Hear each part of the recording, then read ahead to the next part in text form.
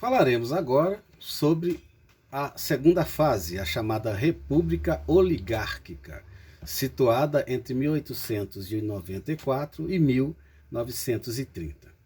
Destacando primeiro o conceito de oligarquia. Oligarquia é igual ao governo de poucos, governo de poucas pessoas. Durante essa fase, entre 1894 a 1930, esse foi o período em que o Brasil foi controlado por cafeicultores da região sudeste, especialmente São Paulo e Minas Gerais. No âmbito regional, outras oligarquias ligadas ao setor rural estavam no poder, mas essencialmente entre 1894 e 1930, nós vamos destacar o poder político passando pelas mãos dos cafeicultores de São Paulo e Minas Gerais, configurando assim uma estrutura política que nós vamos chamar de política do café com leite.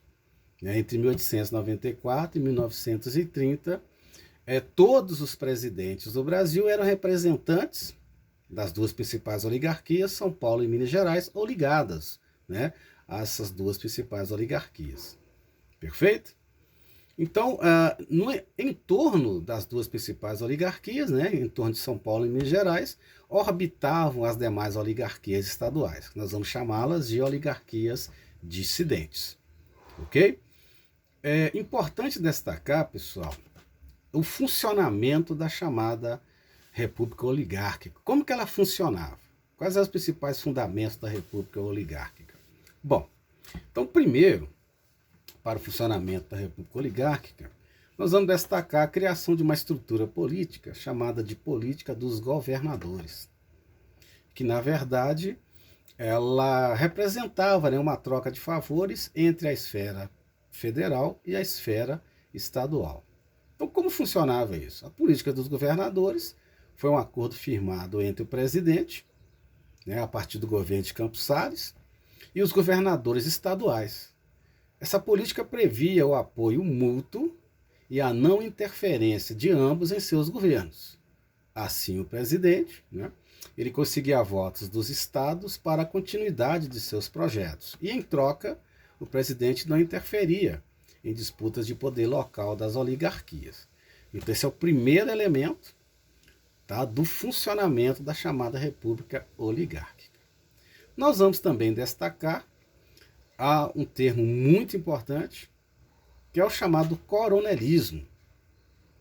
O poder local dos coronéis, sempre lembrando que coronel era o nome pelo qual os latifundiários, os grandes proprietários rurais, eles eram conhecidos. Perfeito, pessoal? Os coronéis usavam o seu prestígio, o seu poder, para conseguir votos em troca de financiamentos do governo ou de obras. Então, por exemplo, quanto maior fosse o curral eleitoral, que é a quantidade de eleitores, maior seria o poder, o coronel teria mais força para controlar os seus agregados.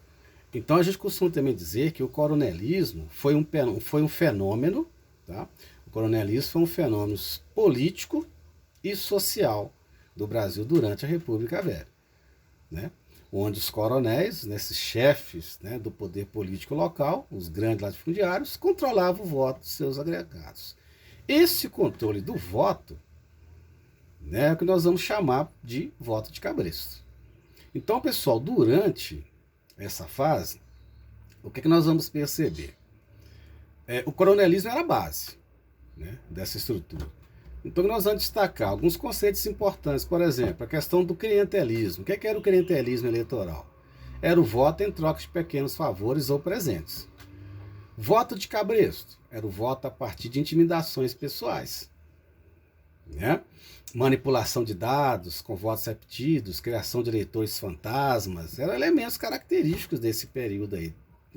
Então, o que acontecia? Instrumentos como clientelismo, voto de cabresto, esses elementos garantiam sempre a vitória dos representantes das oligarquias. Ok? Outro instrumento que era muito utilizado era a chamada degola. O que era a degola? Isso acontecia lá no Congresso Nacional. A degola política, que era isso? Em caso da vitória de um opositor, das oligarquias, ele não iria receber a titulação da sua vitória. Existia uma estrutura chamada Comissão Verificadora de Poderes. O que é que essa comissão fazia?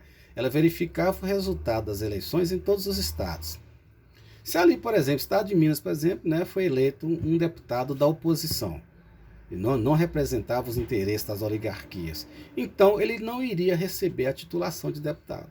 Ele seria degolado. Tá? Então, degola era o não reconhecimento da titulação da vitória daquele candidato da oposição. Ok, pessoal? Bom, a estrutura econômica do Brasil. Então, o café ainda permaneceu sendo o principal produto de exportação do Brasil. Não se esqueçam, a agroexportação. Desde o encilhamento, aquela grave crise econômica do governo do Marechal Deodoro da Fonseca, o Brasil atravessava uma grave crise econômica. Então, naquele momento, foi necessário buscar uma solução para a crise. Então, foi criado um acordo, uma renegociação da dívida brasileira. Esse acordo, feito em 1898, recebeu o nome de Funding-Loan. Foi um acordo de renegociação da dívida brasileira. Mediante um novo empréstimo, né, junto aos banqueiros, uma suspensão de juros por 3 anos, e com 13 anos para o início do pagamento e 63 anos para a quitação integral. Perfeito, pessoal? Então, o Funding-Loan foi um acordo de renegociação da dívida brasileira.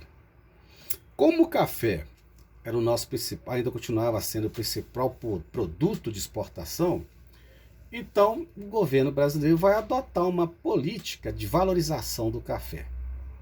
Em 1906, através do convênio de Taubaté, o governo brasileiro vai salvar os cafeicultores. A partir desse momento, via convênio de Taubaté, nós vamos destacar um plano de valorização artificial do café. O governo brasileiro comprava os excedentes ou sobra do café e estocava. Dessa forma, diminuindo a oferta do produto, né, o seu preço mantinha-se estável. E o governo contraía empréstimos para comprar esse excedente. Pessoal, isso acabou fazendo com que o país se endividasse cada vez mais. Beleza? Então o governo brasileiro salvava o bolso dos cafeicultores, mas mergulhava o país numa crise econômica. Bom, nós vamos destacar já na segunda fase, na República Oligárquica, um processo de industrialização brasileira. Como isso foi possível? A industrialização brasileira ela foi impulsionada principalmente pela Primeira Guerra Mundial, entre 1914 e 1918. O governo brasileiro acabou adotando uma política de substituição de importações, né? Ou seja, passava a produzir aquilo que antes o país importava. Perfeito? Nós vamos destacar também o impulso aos centros urbanos, né? Bens de consumo não duráveis, a entrada de um grande número de imigrantes aqui no Brasil, né? A questão da mão de obra.